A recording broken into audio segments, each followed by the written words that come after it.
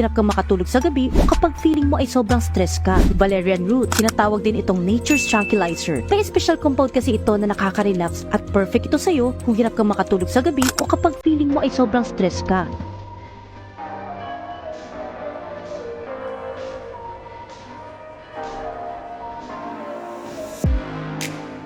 Hindi na ho obligado pang ipresenta ng mga senior citizen na katatanda ang kanilang purchase booklet para makakuha po ng diskwento sa pagbili ho ng gamot.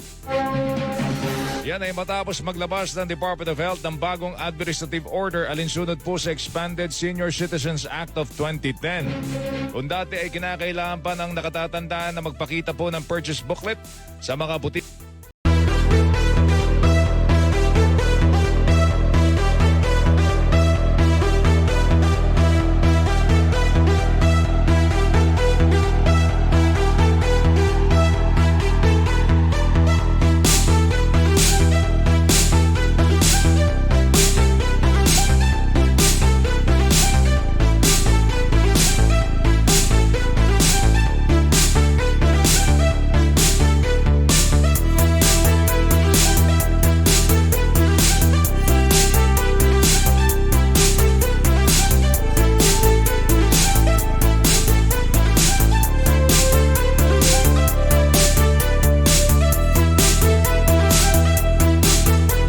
Bible po nakasulat, nilikha ng Diyos sa mga halaman, puno at bunga. Hindi lamang para kainin, kundi para magbigay ng kagalingan. Ang mga dahon ay nagpapagaling at ang bunga nagbibigay lakas sa katawan kaluluwa. So ito po ang naging inspirasyon ng Holy Herbs. Ano po yung ibig sabihin ng Holy Herbs? At ano ba yung mga magandang benepisyo ng Holy Herbs? Ito po ay Bible-based, nag-iisang Bible-based herbal supplement dito sa Philippines. Naglalaman po ito ng 12 plants and herbs na nabanggit sa Bible na scientifically proven na nakakatulong sa mga sakit mo kagaya ng barley, grass, grapes extract, olive, cinnamon, turmeric, milk, peas. Iba-iba po yung ating 12 po yan ng mga herbal na nabanggit sa Biblia. Ano po yung ginagawa ng mga barley po?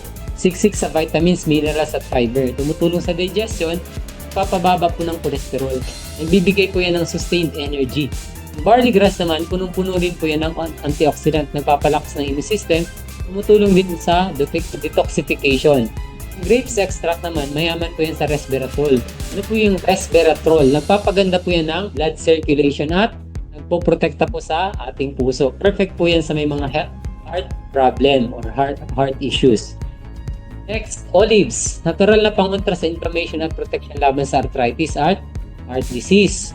Cinnamon naman po, pampababa ng blood sugar, pampa-improve ng metabolism. Turmeric naman po, natural anti-inflammatory na may curcumin. Tumutulong sa joint pain, immune boost at protection laban sa sakit. Kita niyo po ba kung gaano kaganda yung Holy Herbs? Thumbs up nga po. Ito po ay isa sa mga makakatulong ng dagdag nutrition sa mga na kailangan ng katawan para magkaroon ng totoong kagalingan. Again, hindi po chemicals ang kailangan ng katawan.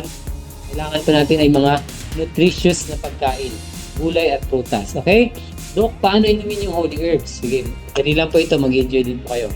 Okay, una, syempre bubuksan niyo yan, lalagyan niyo ng tubig. Kasi meron na dyan naka-ready-made na powdered juice, naka-extract.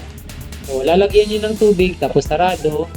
Kung mainit na tubig dapat normal na temperature ng tubig at saka pwede rin naman yung medyo malamig ng konti lang. Huwag yung sobra. Kung nalagyan ng tubig, abot po dito, shake properly. Shake well. Natunaw na po lahat, ayan, pwede na pong inumin ito. First day, ito 1/3. Second day, 1/3. Third day, 1/3. So, ang isang bote, for 3 days. Huwag niyo pong tutunggain Bakit? Kasi yung laway niyo, maiiwan dyan. Mapapanis yung matitira. So, ipalis niyo lang po sa baso, 1/3 lang. Yun yung recommended daily allowance. Tapos, pag napalis niyo na, balik niyo po sa ref.